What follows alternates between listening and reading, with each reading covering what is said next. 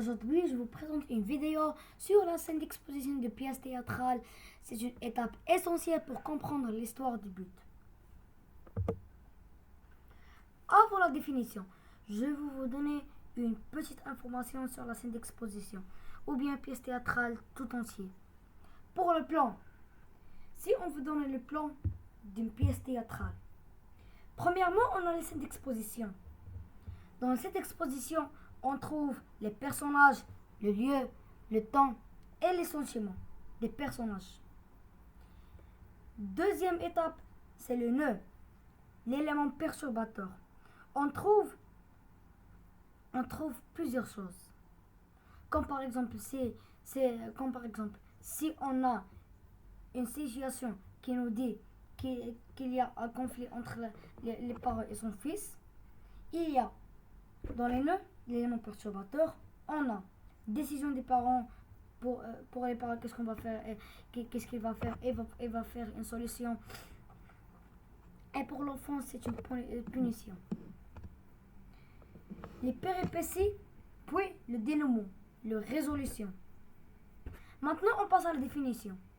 Le théâtre est un genre littéraire qui repose sur la représentation d'une action par des personnages joués sur scène. Il est divisé en actes et scènes.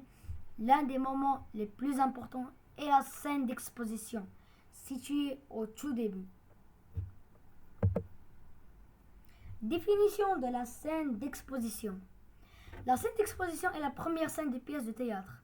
Elle a pour but de présenter le cadre, les personnages et les enjeux de l'histoire.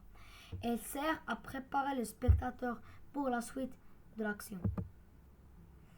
Fonction de la scène d'exposition. La scène d'exposition remplit plusieurs fonctions. Elle présente les personnages principaux.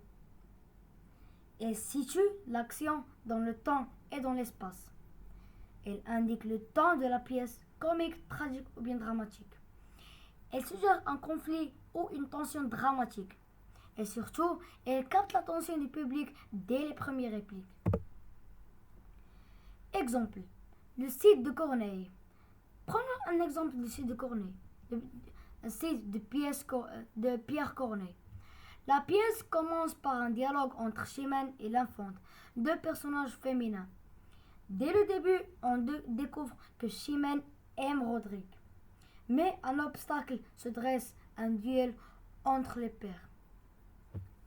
Si vous avez déjà lu la pièce théâtrale de Le Cid de Corneille, vous aurez déjà compris que Rodrigue aime Chimène.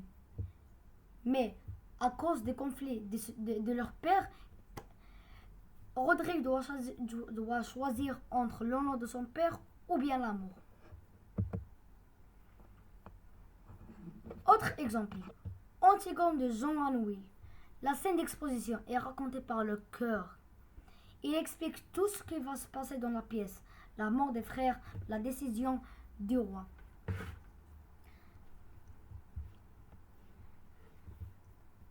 Et le destin d'Antigone. Ici, le spectateur connaît dès le début l'issue de la tragédie. Cela crée une tension dramatique forte. Si vous avez déjà lu la scène d'exposition,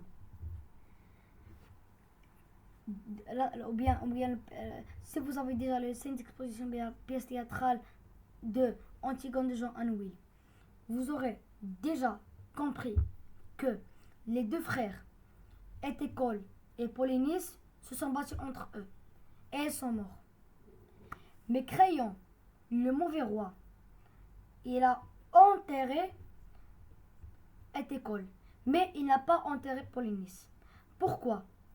Car Polynice ne veut pas que son frère Étécole prenne la place du roi et que le roi Créon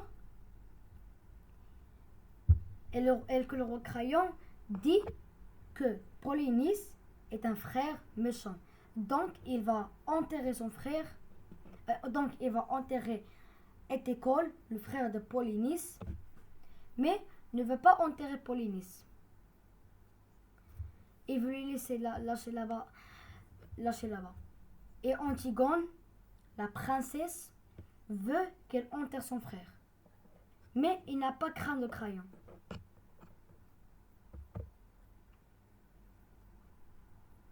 Analyse.